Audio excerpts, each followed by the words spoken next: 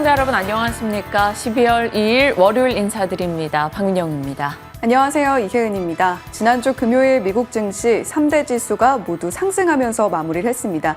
조기 폐장을 했던 하루이기도 했는데요. 연말 산타 랠리에 대한 기대감이 소비 호조로 인해서 점차적으로 달궈지고 있는 듯한 분위기입니다. 다우존스 지수, S&P 500 지수가 사상 최고치를 또 한 번 경신을 해냈고 아마 오늘쯤 발표가 될 걸로 보이고 있는데 미국의 대중 반도체 제재가 다소간에 완화될 수 있을 것이다라는 기대감에 엔비디아가 2%대 상승을 만들어냈고요. 웨드부시의 댄 아이브스가 테슬라의 시총이 2조 달러를 돌파할 것이다라는 전망을 내놓으면서 테슬라는 3%대 상승 만들어냈습니다. 자, 그런 가운데 이번 주에는 고용지표가 줄줄이 발표가 될 예정이고요. 그와 함께 이제 오펙 플러스 회의도 주목을 해봐야 되는 한 주가 될 것 같습니다. 오펙 플러스가 과연 어떤 결정을 내놓을지 그리고 국제유가에는 어떤 영향을 미치게 될지 주시해 보시면 좋을 것 같습니다. 준비할 것이 또 많아지는 한 주 시작하는 월요일이기도 하고 12월의 시작이기도 합니다. 같이 고민할 사안들 놓고 정리해 가도록 하겠습니다.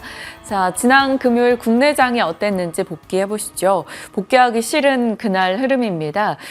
최근 들어 미국과 국내장을 바라보고 있으면 미국은 정말 악재를 무시하고 호재만 반영하는 흐름, 국내는 호재성 이슈가 많지 않거니와 나왔던 악재를 매일같이 다시금 새로운 악재처럼 반영하는 그런 흐름이 계속 반복되고 있습니다.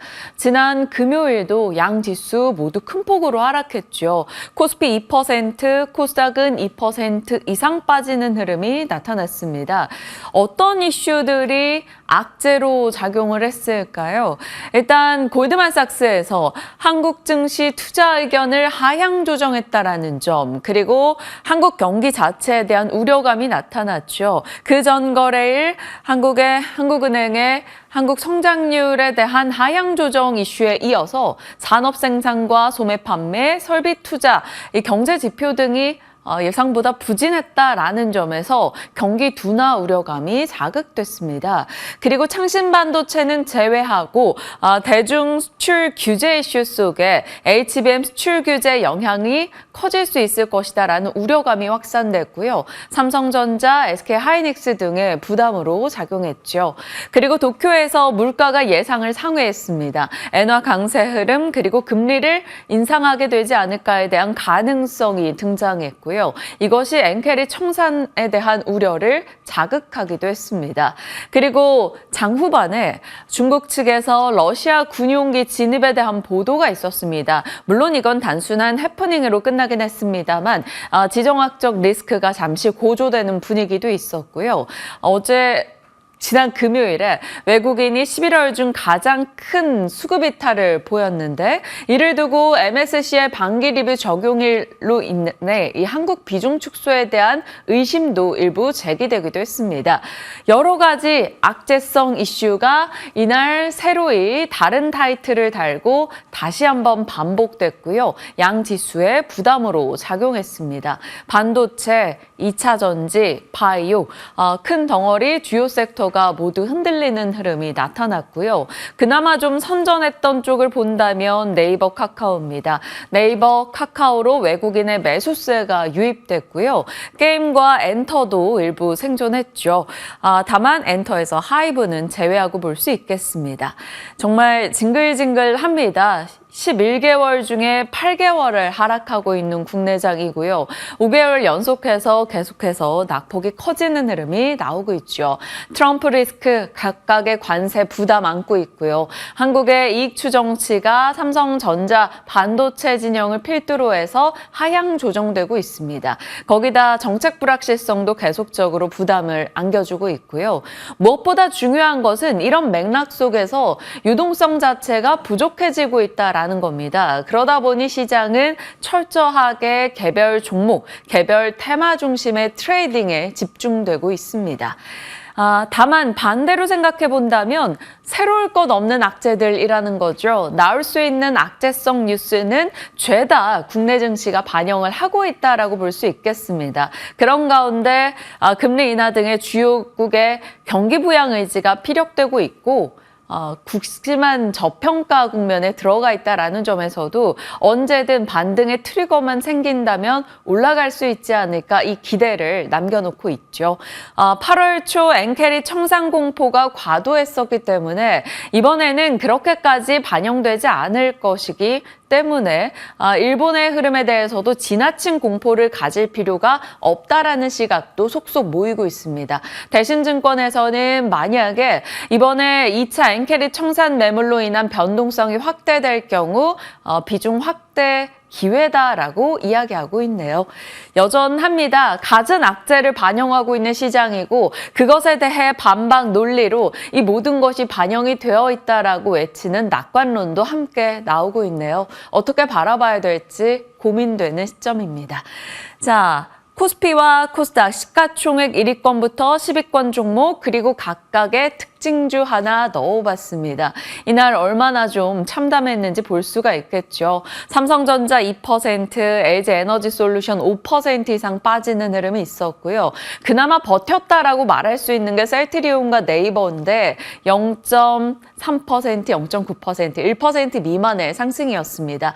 자, 네이버는 그래도 11월 참 든든했던 종목이었죠. 11월 들어서 20% 이상의 상승을 기록하면서 좋은 시세를 이어갔고요. 4분기 9월, 10월, 11월 이렇게 3, 4분기 걸쳐서 굉장히 좋은 시세를 내고 있습니다. 20만 원권 위로 올라왔고요. 자, 네이버가 이렇게 좀 쳐주다 보니까 카카오가 따라가는 분위기가 형성이 되네요. 지난 금요일 외국인과 기관의 매수세가 유입이 됐고요. 카카오 이날 5% 정도 상승세, 거래량이 실리며 모처럼 양봉을 기록해 줬습니다. 4만 원권 위로 일단은 회복했는데 연속성을 띨지 아직까지는 카카오에 대한 의심이 굉장히 크기 때문에 단발적인 수급성 흐름이었는지는 확인이 필요해 보입니다. 자, 코스닥 쪽으로 봤을 때는 이날 1위권부터 7위권까지 낙폭이 상당하죠. 알테오젠 7%의 급락, 에코프로, 리가켄바이오, 휴젤 이런 기존에 잘 나갔던 제약바이오 종목들부터 해서 2차 전지까지 같이 밀려났고요. 특징주를 뽑아본다면 여기에서도 역시나 네이버처럼 JYP 엔터가 굳건한 흐름을 기록하면서 최근 가장 강한 시세를 내고 있습니다. 이날도 3.5%, 11월 들어서 우상향하는 흐름 보여주면서 76,000원 위로 올라갔네요. 스튜디오 드래곤도 최근 들어서 11월 분위기가 나쁘지 않습니다. 4%의 상승 이날 또 기록했는데 엔터나 콘텐츠 쪽은 트럼프 무풍지대로 여겨지기도 했고 상대적으로 중국과의 분위기가 조금은 개선되다 보니까 엔터나 콘텐츠 쪽의 모멘텀이 좀 강화됐습니다. 지난 금요일도 스튜디오 드래곤이 5%에 임박하는 시세를 내기도 했네요. 카카오나 스튜디오 드래곤의 선전을 보면서 정말 얼마만인가라는 일부 반가움이 있기도 했으나 그 반가움은 이렇게 시장 시가총액 상위 종목들이 크게 밀려버리는 것에 대한 박탈감과는 참 비교할 수준은 아닌 것 같습니다. 현재와 미래라고 살펴봤는데 지금 시장에서 그래도 꾸준하게 시세나 관심권이 이렇게 들어오고 있는 분야가 AI 소프트웨어와 의료 AI, 엔터, 그리고 우주항공, 드론 등이 되겠죠. 이것을 현재로 볼 수 있겠습니다. AI 소프트웨어는 트럼프와 머스크 효과, 규제 완화 기대감이 있죠. 그리고 AI 서비스 관련해서 호재성 이슈가 계속 나왔고 지난 금요일은 이스트소프트가 시장에서 이슈가 되기도 했습니다. 그리고 삼성전자 인력 배치에서 AI 인재 가 대거 승진했다 등의 뉴스. 결국에는 기업은 AI 접목과 서비스 그것으로 인한 수익 창출에 대한 관심도를 높이고 있다는 걸 보여주고 있고요. 그래서 AI 쪽 시세가 금요일도 괜찮았습니다. 엔터는 11월의 강자로서 꾸준하게 시세를 냈는데 금요일장에서는 하이브는 상승에 동참하지 못했죠. 뉴진스의 탈퇴 선언과 방시혁 의장의 비밀 계약 공개 이슈 등 이것이 오늘장에도 악재로 작용할지 여부 하이브 계속 체크가 필요해 보입니다. 우주항공 쪽은 목요일 말씀드렸던 unusual machine이 미국 내에서 80%의 급등 흐름을 기록했고 있었고 일론 머스크도 그렇고 국방부 부장관 후보도 드론 회사 CEO라는 점에서 트럼프 옆에 드론을 강조할 인물들이 많다라는 점, 우주항공과 드론에 대한 관심도가 계속 유지된다. 그래서 일부 종목들이 금요일장에 또 강세 흐름을 나타냈습니다. 현재였다면 미래 측면에서 주말에 업데이트된 관련 뉴스들 더해보죠. 이번 주입니다. 과기부의 2024 소프트웨어 주간으로 13개 소프트웨어 행사가 대기하고 있고요. AI 기본법 제정 초입계에 들어갔습니다. 본회의 통과 시 내년 연말에 이제 법이 시행된다라는 소식이 들려와서 이런 AI 쪽 뉴스가 일단은 이어지고 있다라는 점. 엔터 쪽은 큐브 엔터, 여자아이들이 전원 모두 재계약했다라는 소식이 들려와서 엔터 쪽에 긍정의 모멘텀 더해지네요. 자, 우주항공 드론 쪽에서는 언유주얼 머신이 추가 급등을 기록했습니다. 목요일 84% 오르고 그리고 주말 마감한 뉴욕장에서도 90% 정도 폭등 흐름을 나타내서 드론에 대한 관심도가 계속 있다라는 걸 보여주긴 하네요. 물론 트럼프 당선인의 장남 관련해서 개별적 이슈로 언유주얼 머신은 올랐다라고 보겠지만 명확한 건 드론에 대한 우호적인 분위기가 계속 형성될 것이다라는 기대감이 있다라는 겁니다. 현재와 미래 측면에서 기존의 강자들이 추가되는 뉴스를 더해가고 있다라는 점을 짚었죠. 다만 꽤 단기간 동안에 극심한 관심을 받았던 분야이기 때문에 언제든 수급 시소로서 단기 조정이 나올 수 있다는 점도 같이 말씀을 드려봅니다. 강한 순환이 있었죠. AI 소프트웨어는 특히나요. 이것이 계속 확장이 되면서 로봇까지도 관심도를 높여가기도 했는데 만약 반도체, 바이오, 2차 전지와 같은 주요 섹터가 부상할 때는 수급이 워낙 제한적인 시장이기 때문에 수급의 시소 현상 속에서 차익 실현의 대상에 들어갈 수 있다는 점 기존의 강자들 언제나 고려하셔야 될 겁니다. 연말 대주주 양도세 신고가 종료되는 시기가 다가오고 있고 연초에 CES나 JP모건 헬스케어 같은 새로운 이벤트 등을 대기하고 있기도 하고 금투세 폐지나 상법 개정 등의 이벤트가 있기 때문에 이러한 분위기를 타게 됐을 때 다른 섹터로 자금이 이동할 수 있다는 점을 언제든 고려하면서 단기적인 조정도 염두에 둬야 된다. 이렇게 시장은 언급하고 있습니다. 같이 고민해보죠. 자, 주말 사이 마감한 뉴욕 증시는 앞서 해놓고 오프닝 말씀 주셨다시피 3대 지수 모두 올랐고요. 다우와 S&P 500은 또 사상 최고치를 기록했습니다. 알파벳을 제외하고 주요 빅테크 업체들 모두 상승세였고요. 반도체 진영에 대한 우려감이 좀 줄었죠. 엔비디아 같은 경우도 대중국 제재가 예상보다 약화될 수 있다라는 기대감에 주가 2% 올라갔고요. 전반적으로 반도체 장비주들까지 동반 강세였습니다. 다만 마이크론은 소폭 하락하는 흐름이 나타나기도 했죠. 또 연말 쇼핑 시즌 소비가 부각됐습니다. 블랙 프라이데이 그리고 사이버 먼데이까지도 소비가 개선되는 추이를 보일 것이다 라는 기대감이 자극이 되면서 소매업체들의 주가 흐름도 괜찮았고요. 이런 분위기 속에 10년물 국채금리는 4.2% 전후로 하락했고 엔화 강세 영향에 달러도 약세 흐름을 나타내기도 했습니다.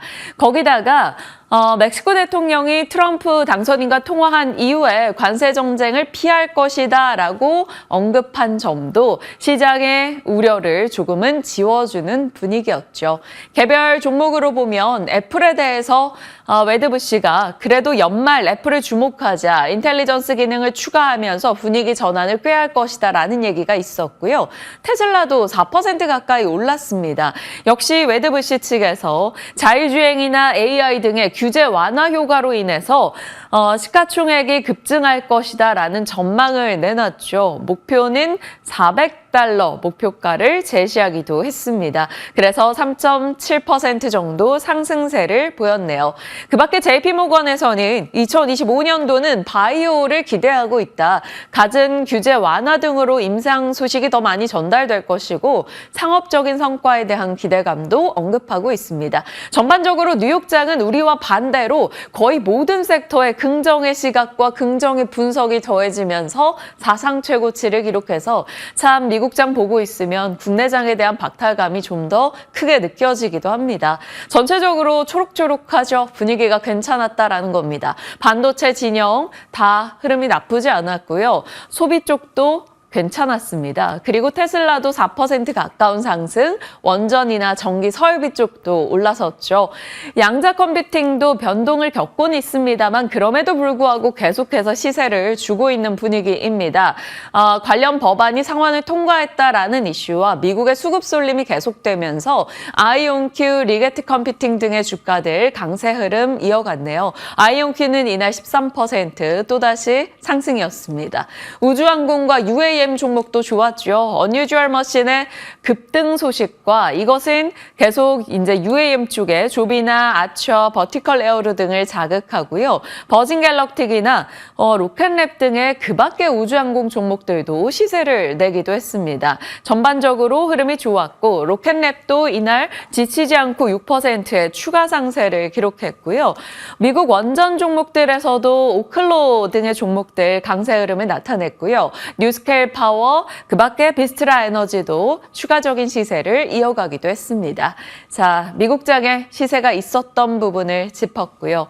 자, 일론 머스크 트레이드가 계속되고 있죠. 하나씩 추가됩니다. 기존에는 우주항공, 전기차, 로봇 자율주행, ESS 정도였다면 최근에 곧 AI가 진단한다라는 코멘트 등으로 의료 AI 소프트웨어도 붙었고요. 드론, 유인기보다 무인기를 외쳤기 때문에 드론도 일론 머스크 트레이드에 넣어봤습니다. 기존에 얘기했던 도조 컴퓨터에 큰 칩이 필요하다라는 점과 변압기도 쇼티지라는 점도 다시 한번 정리를 해보네요.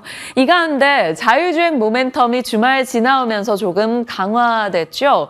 테슬라 FSD 버전 13.2 일부 소비자를 대상으로 배포 개시했다라는 소식이 들려왔습니다. P2P라고 해서 파크 투 파크, 그러니까 주차된 상태에서 주행하고 다시 주차하는 순간까지 처음부터 끝까지 자율주행이 도입되고 자율주행으로 운전이 가능해지는 수준이라는 거죠. 가장 진보된 운전자 지원 시스템이 일부 소비자들에게 배포되기 시작했다라는 뉴스가 나왔습니다. 그리고 일론 머스크는 당신의 자녀는 운전면허를 따지 않아도 될 것이다. 이런 코멘트를 했던 것이 다시 이슈가 되기도 했죠. 자율주행 관련주들은 이 정도입니다. HL만도, 현대오토에버 등도 들어갈 거고요. 이것은 조금 무거운 대형 종목으로 보는 쪽이고요. 그 밖에는 슈어소프트테크, YJ링크, 옵트론텍 혹은 퓨런티어 등등을 거론하고 있습니다. 여기서도 결국 AI 적용의 시대라는 것을 한 번 더 확인받을 수가 있네요. 자, 일론 머스크 트레이드 로봇 쪽도 이슈가 있을 텐데요. 자율주행 불을 여기 로봇으로 살짝 옮겨주시면 좋겠습니다. 엔비디아와 테슬라를 비롯한 글로벌 업체들이 휴머노이드 로봇에 공세를 펼치고 있다라는 소식이죠. MB, 테슬라, 아마존, 혼다, 보스턴 다이내믹 등등이 휴머노이드에 대한 야망을 드러내고 있습니다. 그래서 대만 기업들도 핵심 부품 공급망 구축에 적극적이다라는 중화권 뉴스가 나오기도 했고요. 자, 트렌드포스에서는 2025년도 로봇 대기업들이 이제 로봇을 제대로 양산하는데 흐름이 타고 있다라는 점을 얘기했고요. 2027년까지 154% 로봇은 성장할 걸로 내다보고 있습니다. 로봇주들은 이렇게 볼 수 있을 거고요. 휴머노이드 관련한 종목들 좀 더 추려가시길 바랍니다. 오늘 시간 허락한다면 자율주행과 로봇에 대해서 이성웅 이사님과 좀 더 이야기 풀어가도록 하죠. 자, 그 밖에 박앵커의 연결고리 중에 하나, 알츠하이머를 넣어봤습니다. 미국에서 보이저 테라피틱스라는 종목이 급등 흐름을 기록했는데 알츠하이머와 루게릭병 치료제 개발에 대한 기대감이었습니다. 웨드부시에서 목표가를 올렸고 투자 의견도 상향하면서 관심을 받았고요. 상승세를 나타냈네요. 거기다가 추가된 뉴스가 있습니다. 올해 2월에 알츠하이머 치매 신약 레카네맙, 그러니까 레캠비 국내 허가에 대한 기대가 있다라는 점을 짚었었는데 28일이었죠. 한국 에자이 측에서 28일 레캠비 국내 출시 소식을 전했습니다. 전 세계에서 4번째 국가이고요. 그때 당시에 2월 달에 말씀드렸던 종목은 한국투자에서 삼성바이오로직스와 ABL바이오를 꼽았었고요. 그 밖에 치매 관련주로 본다면 요 정도 정리가 될 것 같습니다. 일단은 렉템비 뉴스가 나와서 같이 체크를 해봤고요. 또 다른 소식은 메타가 전 세계를 가로지르는 100억 달러 규모의 해저 케이블 건설 계획을 밝혔습니다. 더블루 프로젝트라고 하는데 4만 킬로미터가 넘는 프로젝트라고 하네요. 그래서 이 광섬유 해저 케이블 유일한 사용자가 될 것이다 라는 소식이 들려왔습니다. 결국에는 AI 시대가 계속 진행이 될 것이고 그곳으로 과감한 투자가 이어질 것이다 라는 얘기인 것이고요. 좀 더 디테일하게 본다면 해저 케이블 관련한 전력 전선 쪽의 종목들 체크가 가능하겠죠. 하나의 트렌드로서 뉴스를 넣어봤습니다. 자, 그리고 12월이 시작됐다라는 것은 11월 수출에 대한 데이터가 나온다라는 게 되겠죠. 어제 소식들이 전달이 됐습니다. 11월 수출 14개월 연속 증가세긴 했습니다만 충분히 아쉬웠습니다. 예상을 하회하는 데이터였고요. 7월부터 수출 증가폭이 계속해서 줄고 있죠. 반도체와 조선을 제외하고 본다면 수출 증가율은 석 달째 마이너스이고요. 미국, 중국, 인도 등의 주요국 무역 수지도 점차 악화되고 있는 흐름이 나타나고 있습니다. 그래서 11월 수출 데이터 좀 세세하게 잠정치로 봤을 때 그나마 좋았던 쪽이 어디인가를 좀 추려봤는데요. 전체적인 반도체는 사실 가격도 떨어지고 그리 좋은 분위기는 아니었습니다. 다만 블랭크 마스크나 혹은 인터페이스 보드, 프로브 카드와 같은 반도체 진영 일부에서는 굉장히 좋은 데이터를 내기도 했어요. 블랭크 마스크는 SN, STEC 등이 되겠고요. 그 밖에는 바이오 시밀러 쪽, 소형 변압기 쪽의 재룡전기 수출이 나쁘지 않았습니다. 그리고 필러나 리쥬란 쪽도 괜찮았고요. 피팅 역시나 전달 대비 수출 데이터가 증가하기도 했죠. 그리고 미용기기 쪽도 나쁘지 않았어요. 클래시스, 비올, 원텍 등 또 골프용품의 VC도 괜찮았고 화장품은 계속해서 조금 둔화되는 수출의 분위기인데 이번 달은 미국향 수출은 금액이 급증했다라는 소식이 들려오기도 했습니다.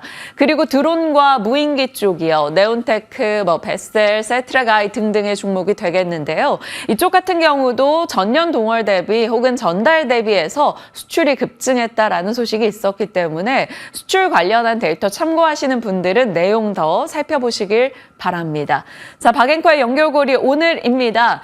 오늘 금투세 폐지 트리거의 대기에 들어간다라는 시장의 분석 등이 있는데 만약에 지수 반응이 그럼에도 불구하고 없다면 정말 미국 은행 코인 시장으로 자금 이탈이 크게 있지 않을까라는 우려감 등 등장하고 있습니다. 반도체로 봤을 때는 지난 금요일에 미리 조금 세게 맞았던 대중국 반도체 규제가 예상보다 약화될 것이다라는 기대감이 있기 때문에 회복의 여지가 있을지 좀 봐야겠습니다. 그리고 주말 사이 시티에서 삼성과 SK 하이닉스에 대한 매수 의견을 내기도 했네요.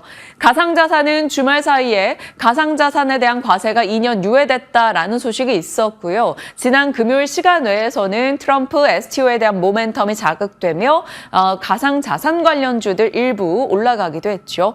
그 밖에는 앞서 말씀드린 대로 자율주행과 로봇 이슈가 눈에 띄었고요. 양자 컴퓨터 미국에서 계속된 강세를 기록하고 있는데 양자 리더십 법안이 상원을 통과했다라는 뉴스 있었죠. 우주항공 드론 UAM도 계속 이슈는 있으나 금요일에 들어오는 시간 외에서 하락하기도 했었습니다.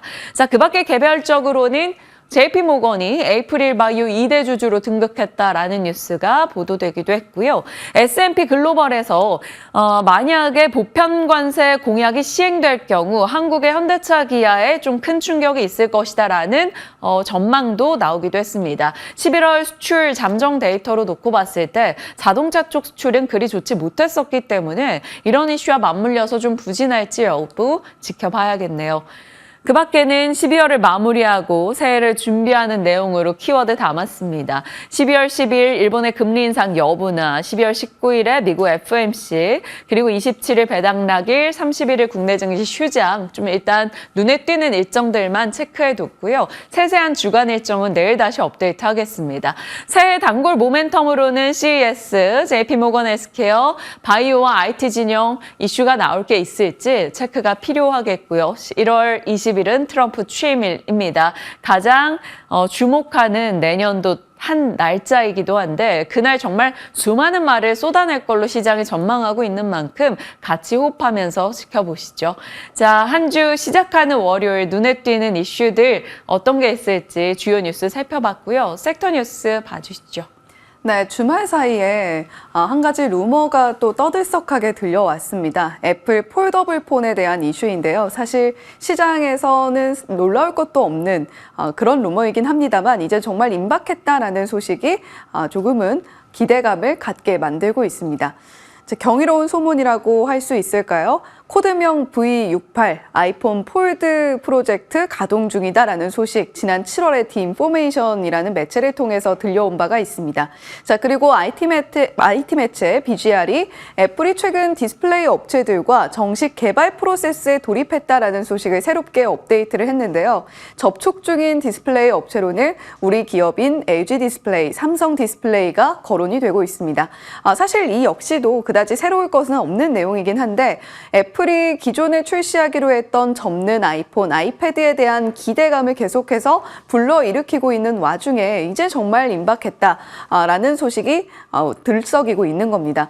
애플이 폴더블 아이폰 개발 프로세스 돌입 예상을 하고 있다라는 소식과 함께 이렇게 인터넷을 조금만 뒤져봐도 이 시제품이라고 해야 될까요? 예상 이미지들이 이렇게 발표가 되고 있는데 물론 유저들이 직접 이렇게 합성을 해서 만든 이미지이긴 합니다. 어떤 형태로 공개가 될지는 미지수이기는 합니다만 일단 클램쉘 형태가 될 것이다라는 것이 정설이고요.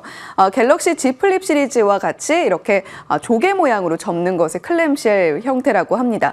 또 아이패드 미니 크기의 폴더블 태블릿도 동시에 개발할 것이다라는 소식 들려오면서 이제 전차적으로 폴더블 시장이 커질 수 있을 것이다라는 기대감이 솔솔 풍겨오고 있는 셈입니다. 사실 폴더블 폰이 출시된 지는 조금 되긴 했습니다만 2024년 기준으로 판매량 전망치 총 1,780만 대로 추산이 되고 있고요. 전체 스마트폰 판매량 대비 비중은 여전히 1.5%에 불과합니다. 폴더블 폰이 나오기만 한다면 시장을 빠르게 선점할 수 있을 것이다 라는 기대감을 불러일으켰던 때도 있었는데 사실 아직까지는 빠르게 점유율을 치고 올라오지 못하고 있는 것이 현실이라고 할 수 있겠죠. 물론 비싼 가격이라던가 플래그십 스마트폰으로 발표가 되고 있기 때문에 그러한 부분들도 전체적인 시장 점유율을 확산시켜 나가는 데는 발목을 잡히는 하나의 요소가 될 수도 있겠습니다. 일단 2027년에 1억 대가량의 폴더블 폰이 판매가 될 것이다라는 자료가 카운터포인트 리서치를 통해서 지난 6월에 발표된 바가 있는데요. 지금 자료상으로는 2025년에 애플이 얼마만큼의 점유율을 가져갈 것이다라고 전망을 하고 있긴 합니다만 애플은 2025년에는 폴더블 제품을 내놓기에는 조금 어려울 것으로 보이고 있습니다. 빠르면 2026년이 될 것으로 보이는데 과연 애플이 폴더블 폰을 먼저 내놓을지 아니면 접는 아이패드 형태를 먼저 내놓을지는 아직은 미지수고요. 삼성은 폴더블 폰을 처음 내놨을 때만 해도 점유율이 80%가 넘어갔었는데 지금은 50.4%에 불과하고 있습니다. 중국 업체들이 가세를 빠르게 하면서 삼성이 처음에 폴더블 시장을 열었던 데에 대한 부분들을 점차적으로 놓쳐 나가고 있는 것이겠죠. 지금은 현재 점유율 50%도 위태로운 상황 속에서 애플이 가세한다면 폴더블 시장 자체가 커질 수 있을 것이다라는 기대감 속에 삼성은 새로운 타임라인을 가동하고 있는 것으로 보입니다. 그 대표적인 라인업이 3단 폴더블 폰일 텐데요. 이런 새로운 제품이 가속화되는 현상 역시도 폴더블 시장을 점차적으로 키워나가는 데 영향을 줄 수 있다는 것이죠. 자, 사실 폴더블 폰 관련주들 주가 추이를 들여다보면 폴더블 폰이 접는 폰이잖아요. 주가도 같이 접혔습니다. 삼성전기, KH바텍, UTI, PI 첨단 소재, 캠트로닉스 같은 폴더블 폰 관련주들의 최근 주가를 들여다보면 UTI만 최근 한 달 동안 2.9% 오름세를 보여줬고 YTD 상승률 기준으로는 반토막 이상 하락한 종목도 있습니다. KH바텍은 52.4% 연초 대비 오히려 주가가 빠지는 흐름을 보여줬고요. 삼성전기는 32.3%, UTI와 PI 첨단 소재는 40% 넘게 하락했습니다. 캠트로닉스 역시도 38% 하락으로 올 한 해 동안 주가 흐름이 전반적으로 좋지 못했던 폴더블 폰 관련주들의 주가 추이라고 할 수가 있겠죠. 자, 그렇다면 폴더블폰 관련주들 이제는 조금 기대감을 갖고 지켜봐도 좋을까? 관련주들 좀 정리를 해봤습니다. 폴더블폰 하면 카메라 모듈 그리고 힌지 접히는 부분에 대해서 어떠한 기술력을 적용할 것인가 그 부분이 핵심이 될 텐데 대표적으로 KH바텍 그리고 에스코넥, 파이넴텍 같은 기업들이 폴더블폰 관련주들의 힌지 쪽으로 언급이 되고 있는 종목들이죠. 자, 그리고 폴더블 디스플레이 기술도 상당히 중요합니다. 애플 같은 경우는 접히는 부분에 주름이 생기느냐 아니냐 이 부분을 상당히 중요하게 여기는데 폴더블 디스플레이의 성능에 따라서 그 주름의 정도가 약하게 될 수도 있고 조금 더 평평하게 펴질 수 있다는 것이기도 하죠. 자, 폴더블 디스플레이 소재, 부품, 장비단도 정리를 해봤으니까요. 관련주들의 주가도 애플의 이 아이폰, 접는 아이폰과 관련해서 얼마나 자극을 받아가는지 지켜보시면 좋을 것 같습니다. 자, 그 밖에 부품주들도 뭐 드림텍, 인터플렉스, UTI, 삼성전기, LG 디스플레이 같은 종목들이 나열이 되어 있으니까요. 폴더블폰 관련해서 트레이딩 관점으로 접근하고자 하시는 분들은 관련주들 정리해 놓으셨다가 한번 시장에서 그 주가 추이를 지켜보시면 좋을 것 같습니다. 자, 애플과 삼성은 폴더블 쪽에서 다른 걸음을 걷고 있는 듯 합니다. 삼성은 일찍이 폴더블 시장에서 시장 점유율을 선점해 나가는 모습을 보여줬죠. 물론 중국 업체들이 빠르게 따라오고 있습니다만 그 추격을 또 따돌리기 위한 움직임도 게을리하지 않고 있습니다. 삼성은 현재 3단 폴더블 스마트폰을 개발 중이다라는 소식 들려오고 있는데요. 데모 이미지를 보면 이렇게 접히는 부분이 세 군데입니다. 3단 폴더블 스마트폰용 폴더블 배터리 특허를 냈다라는 소식 도 들려오고 있는데 기존에 이렇게 접는 부분이 많이 들어가다 보면 배터리가 나뉘게 될 수 있습니다. 그러면 배터리 용량이 줄어들게 되고 디스플레이가 더 넓어지기 때문에 사용되는 전력은 많은데 배터리가 줄어들게 되면 상당한 전력 손실을 가져갈 수밖에 없게 되죠. 그런데 폴더블 배터리 특허를 내므로써 전력 효율은 더 높게 가져가고 배터리의 성능을 유지를 한다는 것이 삼성의 전략입니다. 이번에 만약에 3단 폴더블 스마트폰이 발표가 된다면 이 폴더블 배터리가 탑재될 가능성이 상당히 높게 점쳐지고 있으니까요. 리튬 배터리 관련해서 이 삼성에 탑재되는 배터리 회사들이 어떤 기업들이 될 것이냐 이 부분도 상당히 많은 관심을 끌 것으로 보입니다.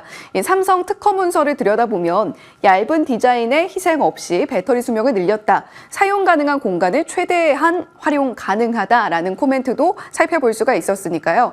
지금 접히는 부분 그리고 디스플레이 쪽만 보실 것이 아니라 만약에 이렇게 폴더블 배터리까지 나타나게 된다면 스마트폰용 리튬 배터리 쪽도 한번 지켜보시면 좋을 것 같습니다. 자, 반면에 애플 같은 경우는 팀 쿡 CEO가 주름에 굉장히 민감하게 반응을 하고 있기 때문에 디스플레이 두께는 유지를 하면서 공률을 어떻게 구현해 나갈 것이냐 이 부분이 관건이 되고 있는데요. 애플의 폴더블 폰이 늦어지고 있는 중대한 이유이기도 합니다. 자, 현재 울트라 신 글라스라고 하는 UTG 제품을 울트라 플렉서블 글래스라고 하는 UFG 제품으로 성능을 충족시킬 것이다라는 이야기 들려오고 있는데요. 전문 기업입니다. 도우인시스가 26일에 코스닥 상장 예비 심사 신청서 제출했다라는 소식도 들려오고 있으니까 IPO 관련해서 도우인시스가 얼마만큼의 흥행을 불러일으킬 수 있는가도 한번 지켜보시면 좋겠고요. 자, 지금 글로벌 유수 업체들도 이 울트라 신 글래스뿐만이 아니라 울트라 플렉서블 글래스까지 상당히 열심히 개발 중이긴 합니다. 그런데 얇은 부위를 채워주는 폴리머 기술로 주름을 제거하는 기술은 국내 기업인 UTI가 유일하다라는 코멘트도 들려오고 있으니까요. 이 UTI가 기존에 애플의 미국 부품사인 코닝사와 협력 이력이 있다는 점, 그리고 2023년 매출 기준으로 90%가 넘는 상당한 부분을 윈도우 커버 글라스 쪽에서 냈다라는 점도 함께 체크를 해보시면 좋을 것 같습니다. 네, 헤드라인 돋보기 시간입니다. 지금 국내 증시에 좀 찬바람이 불면서 IPO도 흥행을 잘 못하고 있습니다. 그리고 신규 상장 종목들도 상당히 부진한 흐름을 나타내고 있죠. 11월 신규 상장 종목은 총 13개였는데요. 상장일 변동률 평균이 마이너스 9.3%였습니다.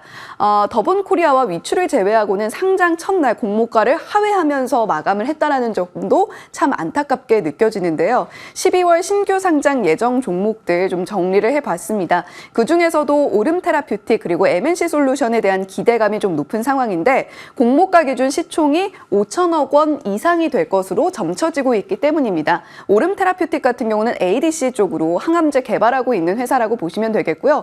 MNC 솔루션은 K방산에 들어가는 부품 쪽에서 상당한 퍼포먼스를 내고 있습니다. 천궁투라던가 K9 자주포 같은 데 들어가는 방산용 구동장치 영위하고 있는 기업이기 때문에 이 두 기업들 포함해서 12월 신규 상장 종목들도 함께 체크하고 가져가시면 좋을 것 같습니다.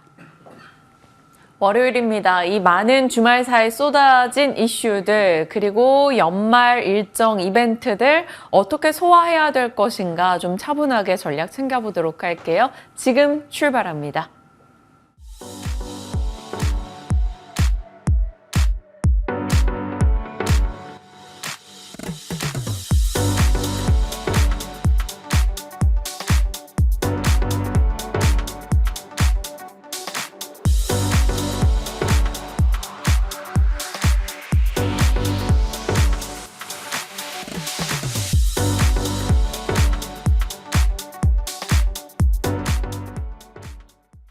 글로원 파트너스 이성웅 이사님과 12월의 전략 고민해 보겠습니다. 어서 오세요. 네, 안녕하십니까.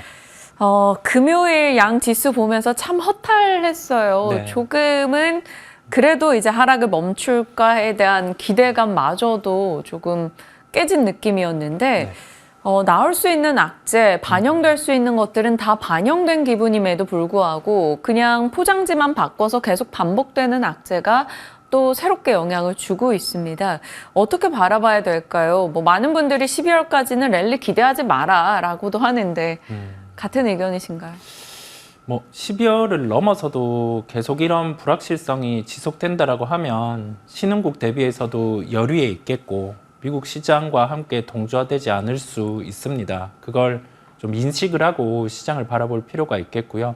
그 속에서 우리가 생각할 건 무조건 우리나라 시장은 안 된다라고 생각하기보다 글로벌 시장으로 큰 눈을 돌려서 보실 필요가 있어요. 그러면서 우리나라에서 글로벌 시장에서 적어도 상위권에 랭크된 그런 업종 같은 경우는 시장 대비해서 강한 면이 연출되다 보니까요. 그와 함께 올해 외국인의 매수 강도가 가장 강했던 업종이 금융이었습니다. 금융 같은 경우는 배당에 대한 부분 중에 밸류업이란 걸 추진하면서 주주 친화 정책이 확대가 되었고 그러면서 외국인 입장에서 보기에는 실적에 대한 역성장도 아닌데 주주에 대한 친화 정책이죠. 자사주 매입이라든지 이를 통한 소각, 그다음에 배당 정책의 확대. 그러면 자동적으로 그런 업종은 외국인의 수급이 돌아올 수 있어요. 그런데 최근에 우리나라에서 밸류업과 관련해서 추진을 하는 기업들의 면면을 보면 그런 강도가 약한 거죠. 또는 밸류업에 대해서 강도 있게 추진하는 현대기아차 같은 경우는 관세에 대한 우려감이라든지 네. 실적에 대한 우려감이 있다 보니까 그런데 다른 업종 대비해서 상대적으로 주가의 하방 경직성은 강합니다. 그래서 지금 필요한 거는 수급이라든지 수급 중에서 외국인 자금은 우리나라 기업이 매력적이면 돌아올 수 있다 보니까요. 거기에 주안점을 두고 기업들이 고민을 할 필요가 있음을 말씀을 드립니다. 그러면 이사님께서 보시기에는 시간이 걸릴지언정 외국인에게 매력 어필을 할 수 있는 섹터를 어떻게 좀 추려가시나요? 지금은 글로벌로 본다라고 하면 그래도 매력도가 있는 쪽은 중국에서 추격하고 있지만 그래도 반도체 업종 같은 경우가 이제 가격 메리트란 거에는 SK 하이닉스도 들어왔다 보니까 네. 여기에서 좀 하방 경직성이 나타날 수 있겠고 2차 전지 같은 경우도 주가에 대해서는 확실히 하방 경직성이 나타날 수 있습니다. 다만 여기에서 반등이죠. 박스권 상단을 돌파하는 주가 흐름 같은 경우는 시장이 뒷받침돼야 되는 것도 있지만 그 시장 속에서 하나의 실적에 대한 요인이 이 추정치가 올라갈 수 있는 부분인데 이거는 전기차에 대한 수요 부분이겠죠. 여러 번 강조드리지만 그와 함께 원자재 가격 같은 경우는 플랫한 상황이잖아요. 그렇다 보니 주가는 하방을 잡고 수요가 뒷받침되면 올라올 수 있고 이 업종들 모두 공통적인 게 중국과의 경쟁의 위치에 있다라는 거예요. 과거에는 이 간극이 벌어져 있었는데 반도체 같은 경우도 그 간극이 많이 좁혀졌고 이 부분은 뭐 인정하고 가면서 이제는 변수가 반도체 쪽은 HBM4라고 일컬어지는 하이브리드 본딩 쪽에 네. SK 하이닉스가 먼저 가느냐, 삼성전자가 먼저 가느냐, 거기에 따라서 2025년의 향방이 갈릴 수 있어요. 반도체를 놓고 안 보는 게 아니라 하나의 변수가 먼저 진행하는 기업의 밸류 체인들이 함께 주가가 강할 수 있다 보니까요. 하나의 내년에 게임 체인저라는 점을 말씀드립니다. 네, 이런 키워드들을 잘 기억해 두고 그에 맞춰서 방향을 고민해 보겠습니다. 2차 전지 언급해 주신 김에요. 지금의 2차 전지는 추가 하방 가능성보다는 타이밍을 좀 보고 적어도 2025년도는 트레이딩에서라도 기회를 찾아갈 수 있다라는 의견 등이 속속 나오고 있긴 합니다. 결국 미국의 중국 지우개 속에서 유럽도 중국의 이제 배터리 업체들을 좀 규제하려는 움직임을 보이고 있다. 이런 뉴스도 업데이트되긴 했는데요. 2차 전지 종목으로 좀 기대 요소를 가질 업체들이 있을까요? 우리가 상식적으로 생각을 해보면 유럽에서 중국 기업을 규제를 해요. 미국에서 중국 기업을 규제하는 와중에 글로벌 시장의 점유율이 꺾이지가 않아요. 우리나라 셀 업체 같은 경우가 중국 기업들을 못 따라갑니다. 3사 같은 경우가 시장 점유율이 못 늘어나는 거죠. 여기에 대한 이유는 단가 측면에 있어요. 한참 우리나라에서 화재가 발생하면서 중국의 배터리 기업들 같은 경우가 문제성이 일컬어졌고 그럼에도 불구하고 탑재하는 배터리 같은 경우는 큰 차이는 없습니다. 자, 그러면 여기에서 우리가 생각할 점은 같은 매출이 나올 때 마진이 더 나오는 쪽, 반도체 쪽에 봤을 때는 뭐 HBM3의 12단 넘어 하이브리드 본딩으로 갈 때 이런 데겠죠. 그러면 우리나라 배터리 셀 기업이 중국보다 강한 건 프리미엄 배터리 쪽에 있어요. 뭐 46 시리즈 배터리라든지 아니면 이를 넘어서 이제 뭐 하이니켈 쪽으로 배터리라든지 그런 프리미엄 쪽은 확실히 강한 면이 있다 보니까요. 그걸 선도할 수 있는 기업을 그래도 메인으로 볼 필요가 있고 그걸 본다라고 하면 LG에너지 솔루션, 그 다음에 전구체라든지 뭐 응급제와 관련된 이 포트폴리오를 보유하고 있는 뭐 대주전자재료, 에코엔드리 뭐 이런 쪽의 기업을 볼 수 있는데 이건 인식을 해두는 거죠. 다음에 뭐 46 시리즈 배터리가 LG에너지 솔루션이 지금 나가는 납품 대비해서 다른 고객사에서 파이가 더 늘어나는, 즉 실적으로 보여줄 수 있는 요인이 발생하면 뭐 이와 관련된 밸류체인 쪽을 강하게 살 수 있거든요. 지금 당장 급하게 볼 필요는 없다라는 거예요. 충분히 어떤 변수가 긍정으로 발생했을 때 우리가 주가에 대한 부분을 가격을 더 주고라도 그때 진입을 하는 게 더 저는 제 기준에서는 낫다라는 생각을 하다 보니까 그걸 한번 생각하고 보시면 되겠습니다. 시장과 주요 섹터 전반에 대해서 대응이 급할 필요가 없이 우리가 어떤 키워드 등을 기억해야 되는가를 놓고 가겠습니다. 그래서일까요? 막 조급한 상황은 아니다 보니 이 애플 폴더블 관련한 이슈도 한번 들여다볼 수 있을 것 같아요. 애플 폴더블 폰에 대한 기대, 애플폰을 접길 바랬는데 주가가 접혀버렸다. 앞서 해놓고 이렇게 표현해줬는데 참 씁쓸하긴 한데요. 맞습니다. 관련한 종목들 뭐 시세 당연 좋지 않은 상황이에요. 근데 이런 뉴스가 뭐 한두 번 나왔던 건 아니거든요. 이번엔 좀 다를 수 있을지 아니면 어떤 키워드를 갖고 기억해야 될까요? 우리가 정황상 충분히 애플 또 폴더블 폰이 나올 수 있는 상황이에요. 왜냐하면 인텔리언스를 탑재한 아이폰 같은 경우가 뚜렷하게 판매가 늘지 않았기 때문인데 이걸 다른 디바이스 쪽으로 수요를 일으켜내야 되는 상황이다 보니까요. 충분히 이거는 개연성이 있고 우리 밸류체인 종목들 아까도 짚어주셨지만 뭐 UTI 그다음에 힌지와 관련된 종목들 뭐 IM텍 뭐 기타 이런 종목들 같은 경우를 저는 뭐 주가 반응이 나타나는지를 우선 볼 필요가 있겠어요. 저는 긍정적으로 좀 무게를 둡니다. 워낙 종목들이 빠져 있다 보니까. 다만 이게 시세 연속성은 좀 떨어질 수 있어요. 그걸 생각하고 보시되 하나의 사고를 열어두는 거죠. 충분히 개연성이 있기 때문에 관련주들은 보셔도 된다라는 말씀을 드립니다. 새로운 폼팩터에 대한 욕구가 있기 때문에 애플 또한 그 선택지를 열어둘 것이고 가능성으로 봤을 때 많이 빠져있는 이들 종목의 하나의 작은 아이디어는 될 수 있을 것이다. 이렇게 정리하겠습니다. 자, 트럼프와 일론 머스크 관련해서는 저희 또 자율주행과 로봇 여쭤보고 싶어요. 자율주행 정말 진일보된 기술이 등장했다라면 주말 사이에 업데이트된 뉴스 등도 있었습니다. 자율주행은 기존에 말씀드렸던 종목들 위주로만 접근할까요? 기존의 종목들 위주로도 볼 수 있고 이건 짧은 매매 쪽이 아니라 새로운 시장이 열려서 이제 침투가 들어가는 상황이다 보니 비라이다 진영은 테슬라죠. 라이다 진영은 나머지 기업들인데요. 비라이다, 라이다 상관없이 종목들이 같이 우선은 다 잘 될 수 있어요. 그래서 내년에 어찌 보면 주도주 형태를 갖출 수 있다 보니까 우리가 관련된 종목들, 물론 뭐 미국의 종목들이 중심이기는 하죠. 그 중심에는 테슬라가 있고 그에 파생되는 몇몇 기업들이 있겠는데요. 아마 뭐 데이터 센터와 관련된 뭐 수집을 하는 소프트웨어 이런 종목들도 연결돼서 강할 수 있겠습니다. 이게 단기 시세로 끝나는 게 아니에요. 큰 시세가 열리는 시장이다 보니까 종목을 짧게 보시기보다는 좀 긴 시계열로 한번 보시면 되겠습니다. 그러면 시청자분들 입장에서는 그래서 기존에 무슨 종목을 얘기했었는데? 라고 저희한테 또 질문을 역으로 던져주실 것 같아요. 종목 한번 줄 세워주시죠. 보통 우리가 약간은 편한 종목이죠. 해외 쪽에 레벨 3 이상의 시리즈에 대해서 대응할 수 있는 게 뭐 HL 만도 이런 네. 기업들이 있겠고요.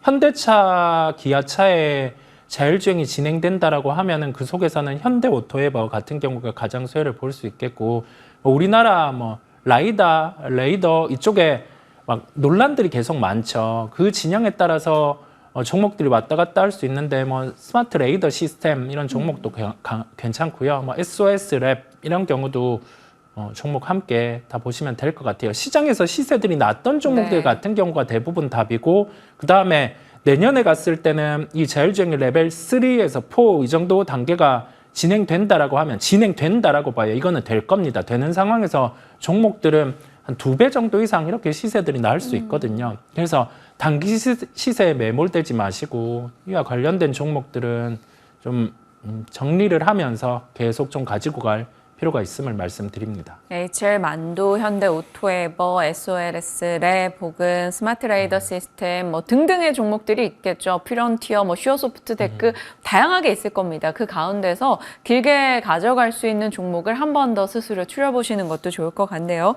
자, 오늘 주요하게 보시는 종목으로는 이슈가 있었던 큐브엔터. 여자아이들 전원과 다시 계약을 한다라는 네. 소식이 있었는데 이것과 플러스 알파 어떤 걸 보시나요? 재계약 소식을 통해서 실적에 대한 부분이 빠질 수 있는 게 이제 덜해졌다라는 점이고, 네. 새로운 보이그룹이 나왔죠. 그러면서 올해 좀 기본적인 성과를 보여주고 있다 보니까 맨날 발목을 잡던 뭐 원 라인업에 대한 우려를 이제는 좀 털어낼 수 있는 상황임을 말씀을 드립니다. 다만 갭 상승이 좀 크게 뭐 7% 이상 10% 이렇게 출발하면 뭐 추격할 필요는 없겠고요. 어느 정도 갭이 뭐 적은 출발을 한다라고 하면 그때 관심을 가지되, 그래도 엔터 업종 중에서는 약간은 후발에 있습니다. 그래서 무리는 하지 말라라는 말씀을 드려요. 목표가는 19,500원을 말씀을 드리고 손절가는 13,000원을 말씀드리면서 어떤 종목을 볼 때 이와 같이 긍정의 변수가 나타날 때는 이 실적에 대한 기여도를 계산해서 뭐 어느 정도 갭이 출발할지 그걸 대입을 해보면 여기에서 추격할지 말지가 나오거든요. 기준 한 7에서 10% 정도 이상 갭 상승 출발하면 뭐 추격할 필요는 없음을 말씀을 드립니다. 무리할 필요가 없으나 호재성 이슈가 분명했기 때문에 우리가 인지하는 측면에서 큐브엔터 얘기해 주셨습니다. 목표가 일단 19,500원 살펴주셨네요. 자, 주간, 월간 시작의 전략이었습니다. 이성웅 이사 함께했네요. 고맙습니다. 네.